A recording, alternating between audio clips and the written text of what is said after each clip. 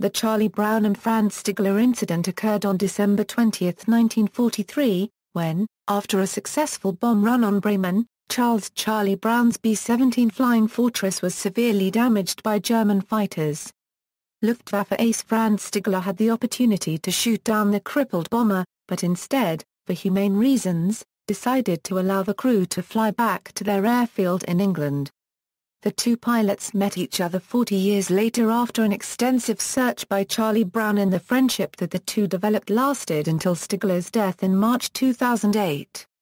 Pilots. Second Lieutenant Charlie Brown was a B-17F pilot with United States Army Air Force's 379th Bomber Group stationed at RAF Kimbolton in England. Franz Stigler was a veteran Luftwaffe fighter pilot attached to Jagdgeschwader 27. At the time, he had 22 victories to his name and would be eligible for the coveted Knight's Cross with one more downed enemy bomber. Bremen mission. The mission was the Ye Olde Pub crew's first, and targeted the Focke-Wulf 190 aircraft production facility in Bremen. The men of the 527th Bombardment Squadron were informed in a pre-mission briefing that they might encounter hundreds of German fighters. Bremen was guarded by 250 flak guns, operated by the elite officer candidate School of Gunners. Brown's crew was assigned to fly Purple Heart Corner, a spot on the edge of the formation that was considered especially dangerous. For this mission, Ye Olde Pub's crew consisted of, Second Lieutenant Charlie Brown, pilot. Second Lieutenant Spencer Pinky Luke, co-pilot. Second Lieutenant Al Doc Sadek, navigator. Second Lieutenant Robert Andy Andrews, bombardier. Sergeant Bertrand Frenchy Coulomb, top turret gunner and flight engineer. Sergeant Dick Pechout, radio operator. Sergeant Hugh Ekiek-and-Rode, tail gunner. Sergeant Lloyd Jennings, left waist gunner. Sergeant Alex Russian Yelsanko, right waist gunner. Sergeant Sam Blackie Blackford, ball turret gunner. Bomb run. Brown's B-17 began its 10-minute bomb run at 27,300 feet with an outside air temperature of 60 degrees Celsius.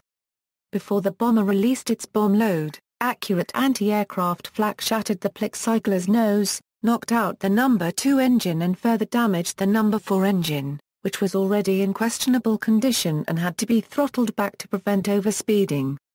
The damage slowed the bomber, and Brown was unable to remain with his formation and fell back as a straggler, a position from which he came under sustained enemy attacks. Attacks by fighters. Brown's straggling B-17 was now attacked by over a dozen enemy fighters of JG-11 for over 10 minutes. Further damage was sustained, including damage to the No. 3 engine, which would produce only half power. The bomber's internal oxygen, hydraulic and electrical systems were also damaged, and the bomber lost half of its rudder and its port elevator, as well as its nose cone.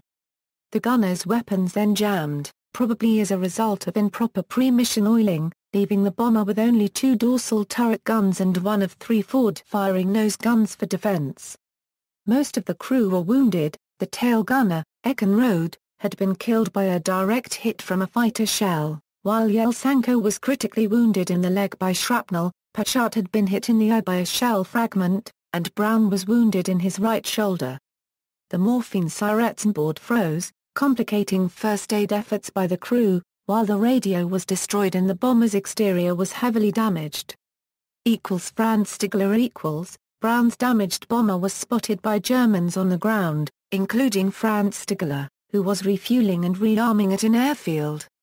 He soon took off in his Messerschmitt Bf 109 G6 and quickly caught up with Brown's plane. Through the damaged bomber's airframe, Stigler was able to see the injured and incapacitated crew. To the American pilot's surprise, Stigler did not open fire on the crippled bomber. Stigler recalled the words of one of his commanding officers from Jagdgeschwader 27, Gustav Ra Paragraph Del, during his time fighting in North Africa, OEU are fighter pilots first, last, always. If I ever hear of any of you shooting at someone in a parachute, I'll shoot you myself. Stigler later commented, "To me, it was just like they were in a parachute. I saw them and I couldn't shoot them down." Twice, Stigler tried to get Brown to land his plane at a German airfield and surrender, or divert to nearby neutral Sweden, where he and his crew would receive medical treatment and be interned the remainder of the war. Brown and the crew of the B-17 didn't understand what Stigler was trying to mouth and gesture to them and so flew on. Stigler later told Brown he was trying to get them to fly to Sweden.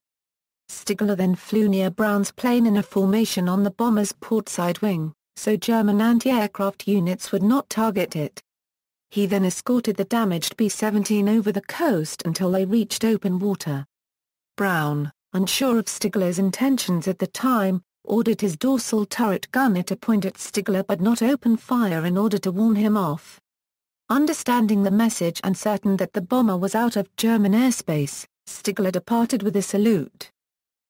Landing Brown managed to fly the 250 miles across the North Sea and land his plane at RAF Seething, home of the 448th Bomb Group, and at the after-flight debriefing informed his officers about how a German pilot had let him go.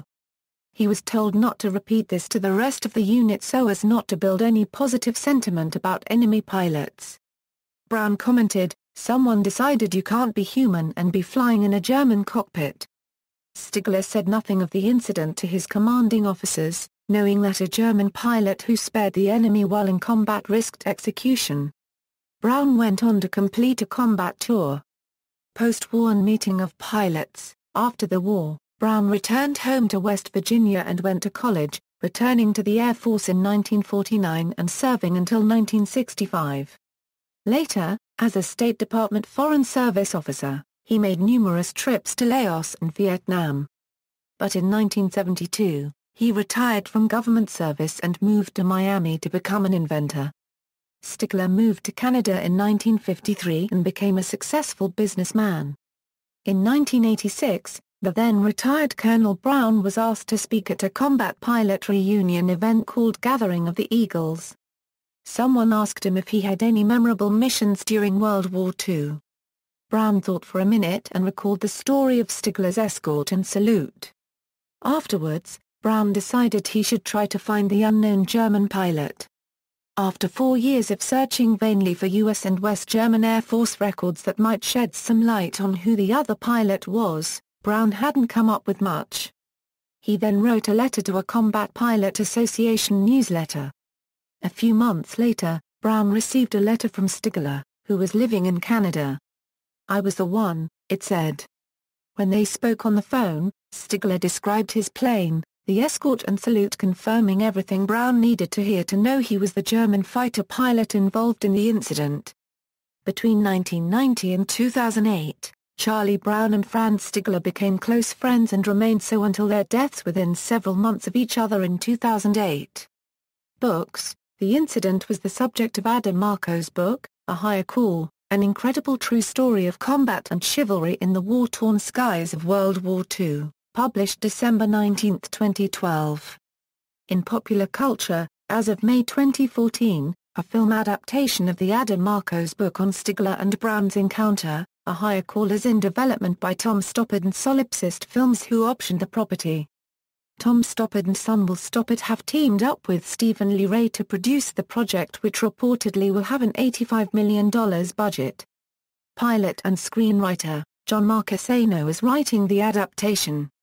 The incident is the subject of the song No Bullets Fly by metal band Sabaton, on their 2014 album Heroes. The subplot of the NCIS episode Better Angels was based on this incident. In the episode, Leroy Jethro Gibbs' father Jackson attempts to track down a German pilot who saved his life during the Second World War. External links: video of Franz Stigler and Charlie Brown discussing their encounter during their first reunion on YouTube. References